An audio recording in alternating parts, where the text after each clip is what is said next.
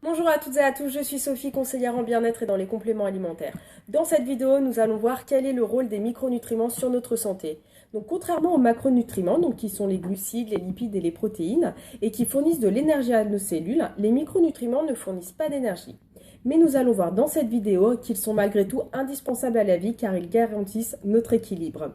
Aujourd'hui, on met de plus en plus en évidence les liens étroits entre les déficits en micronutriments et les troubles fonctionnels, comme par exemple les pertes de vitalité, les troubles du sommeil, le stress, les inconforts digestifs ou la prise de poids. En fait, la micronutrition permet d'identifier et d'analyser l'ensemble des troubles fonctionnels en rapport avec des déficits en micronutriments et de proposer grâce à l'alimentation une solution globale à des problèmes de santé ponctuels ou récurrents. Les micronutriments peuvent être classés en 4 principales familles. La première famille, ce sont les vitamines, qui sont indispensables à l'organisme car elles permettent de lutter contre le vieillissement grâce au renouvellement cellulaire. Une carence vitaminique peut entraîner différents problèmes, dont une diminution des fonctions immunitaires et donc favoriser l'apparition de maladies comme par exemple l'ostéoporose ou les cancers. La deuxième famille, ce sont les minéraux et les oligo-éléments, qui sont par exemple le fer, le calcium, le magnésium, le zinc. Ils sont nécessaires à tous les organes et ils ont des fonctions essentielles et vitales au niveau cellulaire. La troisième famille, ce sont les acides gras essentiels. Les oméga 3 et les oméga 6, qui sont des acides gras insaturés, jouent un rôle primordial dans la prévention des maladies cardiovasculaires et la maladie également d'Alzheimer et permettent en fait de maintenir une bonne immunité. La quatrième famille, ce sont les acides aminés, qui sont des protéines présentes dans notre corps, donc les muscles, les tissus, les enzymes. Il en existe 24 et dont 8 sont dits essentiels car non fabriqués par l'organisme. On les retrouve principalement dans les produits d'origine animale, les légumineuses et les céréales. Maintenant, on va voir à travers différents exemples qu'un déficit en micronutriments peut avoir des conséquences sur notre santé. Par exemple, si on prend l'exemple du fer. Le fer, son rôle, c'est de transporter l'oxygène vers les tissus. On va voir qu'on a une carence en fer qui va se manifester en fait par une fatigue, un essoufflement ou une plus grande tendance aux infections.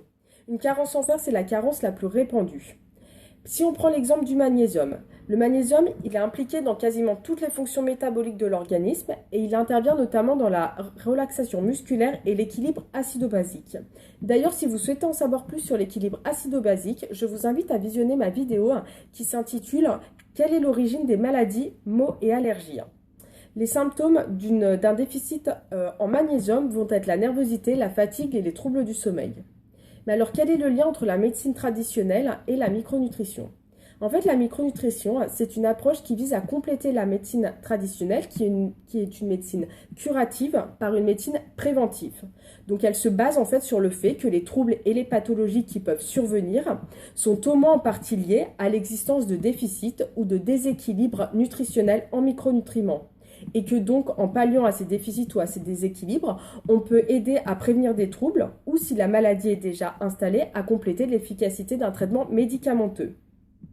Si on prend par exemple le fer, la carence en fer, en fait, elle est à l'origine d'une anémie qui se manifeste donc par de la fatigue, des palpitations et un affaiblissement du système immunitaire. En fait, la micronutrition, elle vise à agir en amont d'un état de carence avéré, en corrigeant un déficit par une modification de l'alimentation et une supplémentation par des compléments alimentaires pour ainsi éviter la prise de médicaments qui peuvent avoir des effets indésirables. Donc vous l'aurez compris, un déficit en micronutriments peut avoir des répercussions directes sur notre état de santé. Et que lorsque les apports alimentaires ne comblent pas totalement les besoins personnels, il est possible d'avoir recours à des compléments alimentaires qui justement sont là pour nous aider à optimiser les apports en micronutriments, d'autant plus si vous êtes végétalien, végétarien ou vegan. Voilà, c'est tout pour cette vidéo, j'espère qu'elle vous aura plu. N'hésitez pas à me laisser des commentaires, à mettre des j'aime si elle vous a plu et je vous dis à très vite dans une prochaine vidéo.